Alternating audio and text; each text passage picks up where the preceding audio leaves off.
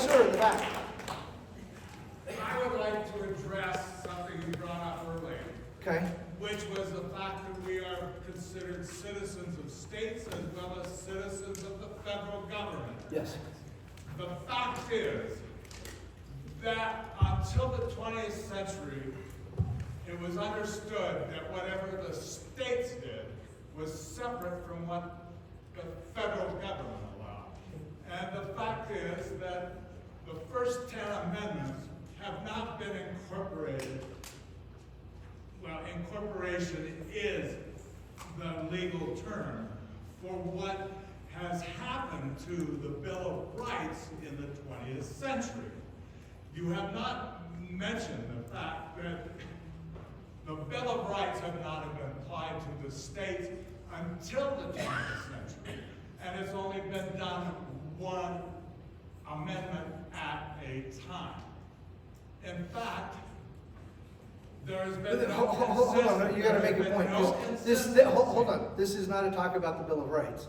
What is your point? What is your question? There's been no consistency in the application of the so-called Bill of Rights in the United States of America until after the concept of incorporation, which is the 14th Amendment, has been applied to each Which is a terrible mistake. That's a terrible mistake. In effect, it's in. It says the states are free to ignore the Bill of Rights. Let me address your comments. Let me respond. So you brought up two separate questions. On the citizenship question, that is directly responded to with the 14th Amendment in 1865. So that's not true that states had an independent system of citizenship into the 20th century. That's addressed with the 14th Amendment.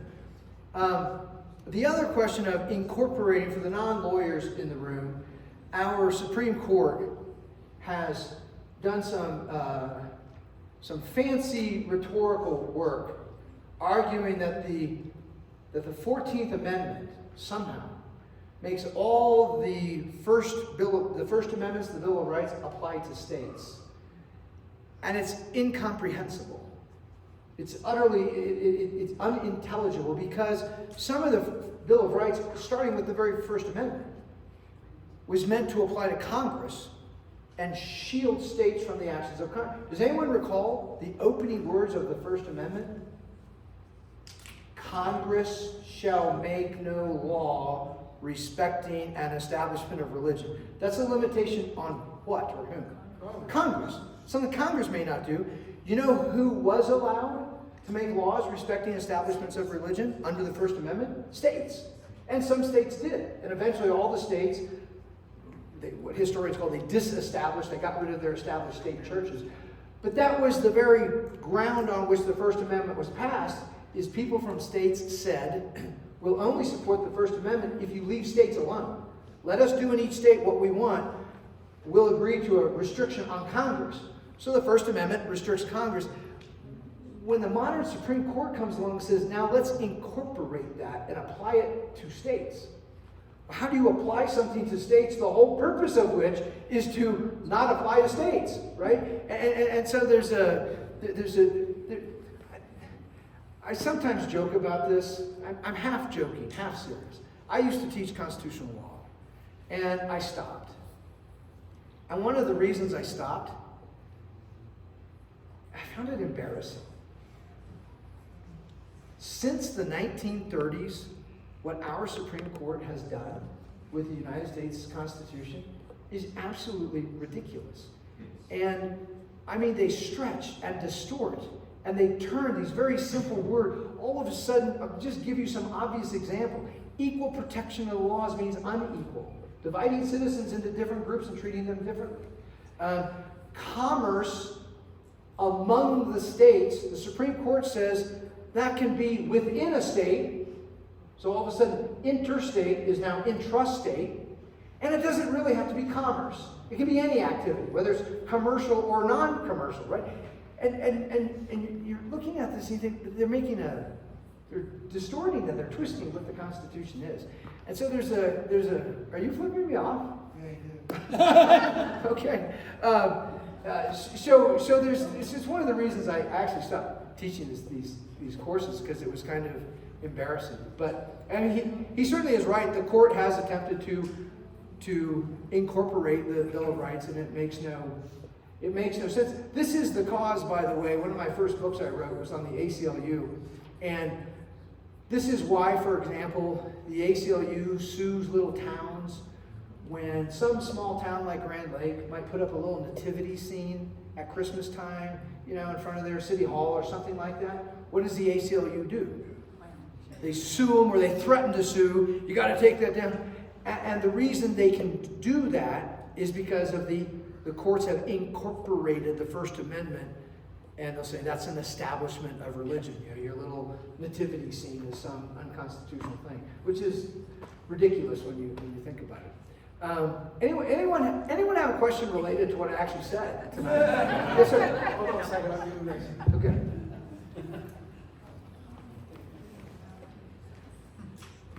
The discussion and the information about Tarney and his opinion certainly seems to fit with the ideology of the woke business that goes on now. So the woke business that goes on now depends on those issues you talked about with Carney and Chief Justice, not Chief Justice, Chief Justice Tarney. yes, Tarney and Stephen Douglas. Douglas and the last one you talked about. Thurgood Marshall. Thurgood Marshall. Yes. Even Thurgood Marshall. Yes. Even someone that's on the Supreme Court. In the modern era. In the modern era. Yeah. Anyway, I just wanted to talk about how that relates and maybe,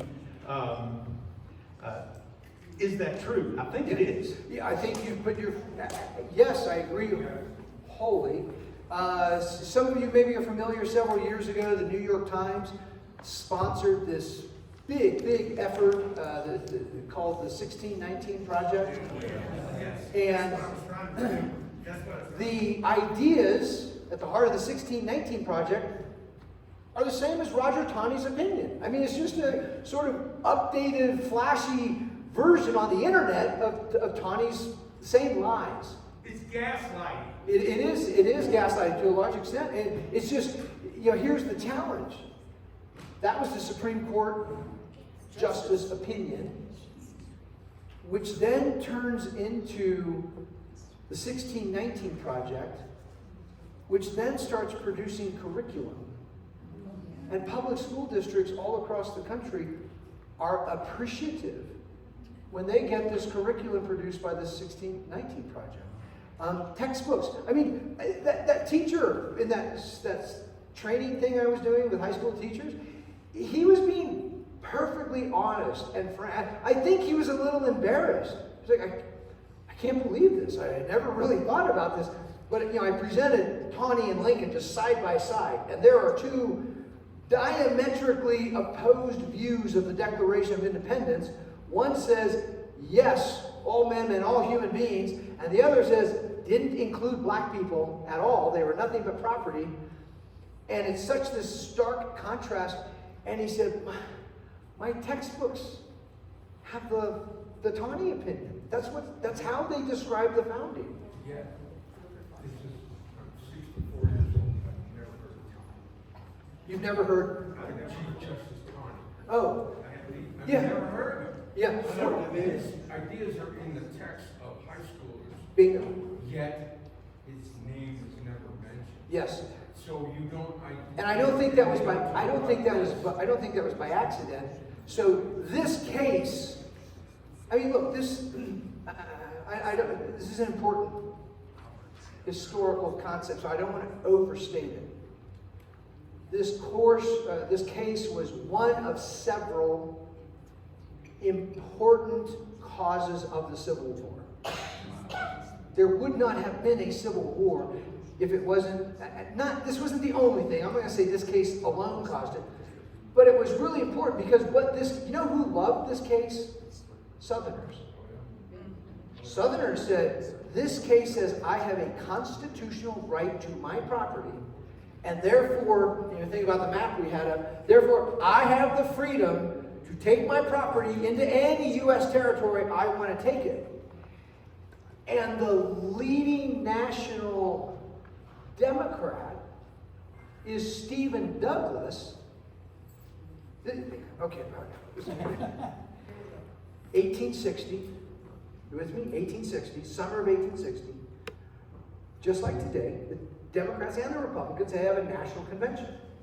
At the DNC, the Democratic National Convention, the top vote getter to be the Democratic nominee for president is Stephen A. Douglas. But the Democrats have an internal rule that will go all the way into the 20th century. You have to have 2/3 of the delegates. Douglas was not getting 2/3. He was getting a majority of the votes, but not 2/3. So they kept voting over and over, right? And they're caucusing, right? And trying, swapping votes and all that kind of stuff that goes on.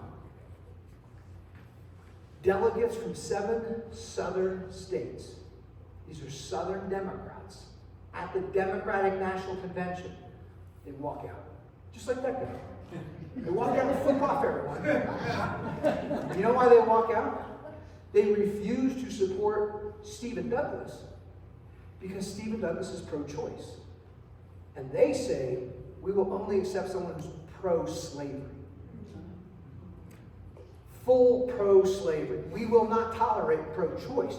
Because pro-choice means some parts of the country can prohibit slavery. That's Douglas's whole position. And Southerners will have nothing to do with that. They want a view that they can take slaves anywhere, including to Illinois, and to Massachusetts, and to New York, and to Pennsylvania.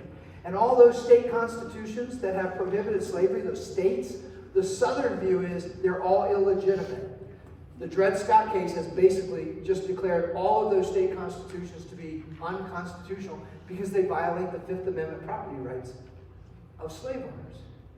I mean, this is stunning stuff. And so this case fuels a civil war. It gets overturned by the 14th Amendment. That's why the opening citizenship clause is so important. It directly reverses the Dred Scott opinion. And this case becomes known as one of the most embarrassing, shameful cases in the history of the Supreme Court. So there's not many people today who will stand up and say, I stand with Roger Taney's opinion, right? It's embarrassing. Instead, what they do is they put it in the textbook, and they call it history. And they don't actually the source. Right. That's right. false. Yeah. Yes, sir. Doctor, No, go ahead. let's say it's not as a question, but what I feel with the individual that was here, the way you handled everything, you are totally an instructor. I'll tell you, I appreciate everything you do. I can probably talk for everybody here. Thank God we have you. Thank you. We have a wonderful audience. Thank you. Thank you. Come on, what questions you got? Professor Krannawitter, Yvonne Pius, Larimer County, LPR 2021. And my question is the following. It's a two-part question. So your talk is clearly historical Yes. and regarding legal matters. Can it also be considered as regarding political matters? That's question one. And question two, if so, what does the word politics or political mean? I have found that in the United States, I asked this question because I have found that in the United States, the word political is often regarded as having a negative context. Should it or should it not? Oh, boy. First question I think is easier to answer. The second question is delicious, and I really want to chew in and spend another 2 hours on it, but we can't. You people will hate me, never invite me back. Yes, the talk is mainly historical, mainly legal. However, my thesis, if I didn't make it clear, I'll state it as clearly as I can. I think Roger Taney had a political motivation for his majority opinion. I think that's why he purposefully, consciously wrote a history of the founding that he knew is false. And my evidence that he knows better is that earlier speech. That's why I present that, to show, look, he understood the founding at one point. He got it. And he's doing something weird in 1857, and I think it's this desperate attempt to undermine the credibility of the opposing political party, which helps his political party. So it is political in part. To the question of politics, I'm going to answer it first and then explain it. Politics are discussions and disputes, disagreements about the true and the good and the beautiful. Aristotle points out, correctly so, that one of the features we have, we are not merely social creatures. We are social, and he acknowledges there are other social creatures. There are creatures that live in herds or schools or swarms, or they live with others of their kind. Many. There are many social creatures, ants, bees, all sorts.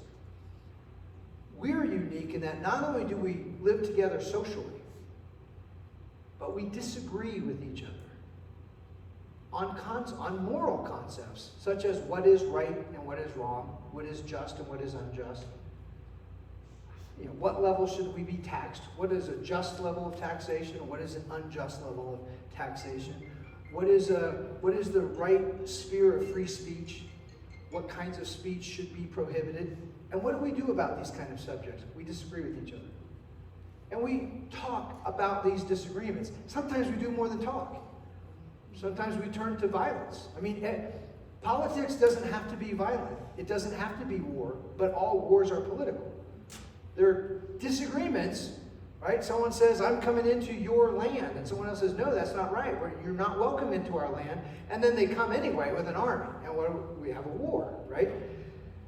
So politics is a uniquely human disagreement, discussion, exploration about what is justice, what is right. If you take any political dispute, and it might seem mundane, it might seem complex, but you distill it down, what you get always is some fundamental moral question about what is the right way to live, what's the right way to treat other people. Always ends up being that. And so we are uniquely human, we're uniquely moral beings. We care about what is right and what's wrong, what's just and unjust. Even if we don't understand those terms clearly, we still have a concept of them. We have a conscience about them. Even when we choose to ignore that and we choose to do something unjust, we're aware that we're acting unjustly, and we talk about these things, which is why we're always political. And so politics at its highest, noblest level is an exploration of uniquely human ideas and concepts. It should be a good thing.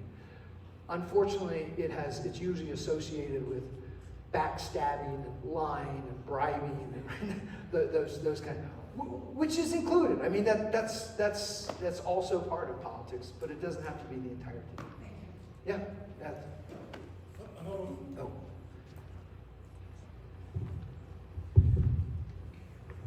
I've been involved with the Boulder County Republican Party. If you ever want to see a death wish, that would be it.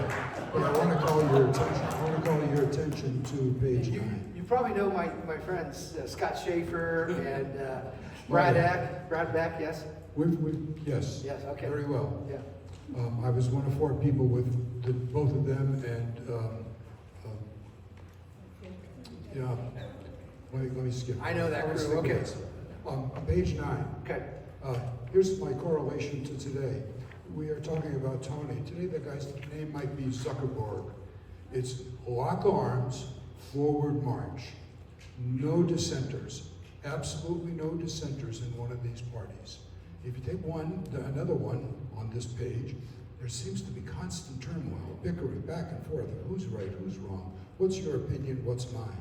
And in block number 3, there's 2 or 3 groups we have worked in Boulder to try to entertain them coming with us. Now I'm substituting some names for the American Know Nothing Party. They would be the American Constitution Party, the Independents, and the Libertarians, who will not give up their group identity to work against the lock arms, forward march. Kennedy got sued by the Democratic Party because he wanted to run against their choice. When he could have run against Donald Trump, he got sued again because he wouldn't put his name on the ballot. You are talking about good and evil, and you are talking about people who want power. That's what they want. And if we don't fight on a fair ground, we will continue to lose. Continue. Think of it as being fair. We as Republicans, we have disagreements and all that stuff in our party. They don't give a damn about fair. They don't give a damn about rules of engagement. They lock arms, they move forward, they win. They want to win. Here's the thing I will add as an official part of Constitution Week, your celebration, this incredible event that you folks put on every year. The Republican Party had a very noble and beautiful beginning. It was started for the right reasons, which is to preserve the ideas enshrined in the Declaration of Independence. They wanted to build a party around those ideas. That's the right reason to form a political party. And so I do what I can within my sphere of influence to try to encourage Republicans to return to those roots. Go back to that origin. That was the most beautiful moment of the Republican Party, is when it was formed, because it was formed for the right reasons. Anyone else? Yeah, please. An example of the corruption of the Supreme Court. I don't remember the case, but I remember a term that was used in the opinion. You will probably remember the case and tell us about it. But an opinion was written that says, under the penumbra of the Constitution. Yeah, that's Roe versus Wade. Okay. Yeah. Tell us about that. Well, oh gosh, I tell you what. Oh, that's going to take us. We're going to dive into the deep end of the abortion controversy, and then we're never going to go home. So I will answer that question privately after we dismiss. Okay? That's right. And emanations. That was the phrase. The penumbras and emanations. Anyone? Yes, sir. Quick yes or no, any chance of overthrowing the 19th Amendment? No, we don't want to overthrow the 19th Amendment. Yes. 14. Yes. Whatever happened to Mr. Dred Scott? You know what? That's a great note to close on. Mr. Dred Scott, bless his soul. Yes, he did. He died of tuberculosis. He was sold to an abolitionist who emancipated him months before he died. On Constitution Day, September 17th, yes, 1858. And so he only lived a few months as a free man. But he also launched and stuck with this incredible Supreme Court case that shines a light on it. It's one of my favorite cases to teach to students because it quickly disabuses them of any unfounded reverence they have for the Supreme Court. They walk away from this case with very little reverence for the Supreme Court, wagging their fingers saying, shame on them, which is the right response to this opinion. Thank you, everyone. Have a great rest of your day.